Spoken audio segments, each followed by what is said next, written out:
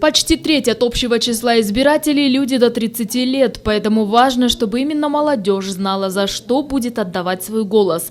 Инициативные группы обсуждают с молодежью поправки в Конституцию, таким образом донося до них основные моменты главного закона страны. В новом проекте, в новой Конституции, получается, это в государственном проекте, многие таких жирных плюсов для выдвижки молодежи в образовании и вообще в других направлениях в общем.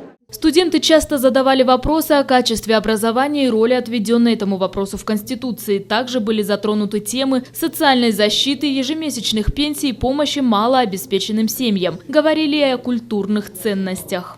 Встреча в основном акцентирует на возрождении наших духовно-культурных ценностей. Акцент делается на возвращение к нашим истокам, к нашим ценностям, к нашему культурному и историческому наследию. Эксперты также рассказали студентам о президентской и парламентской формах правления. Спикеры поставили перед собой задачу максимально доступно разъяснить молодежи все, что касается нового проекта Конституции. И народ 10 января он выбрал новую форму правления, президентскую форму правления, в надежде, что в Кыргызстане все-таки что-то изменится, что придет вот этому хаосу, вот этому беспорядку будет наконец-то положен конец, и что в Кыргызстане будет все-таки установлена сильная политическая воля, сильная власть и один человек, который будет нести за это всю ответственность. Обсуждения проводятся по всей республике, не только среди студентов и молодежи. Инициативные группы также организовывают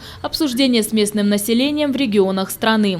Елена Ткаченко и Синтур Абыкеев, Ала-То 24.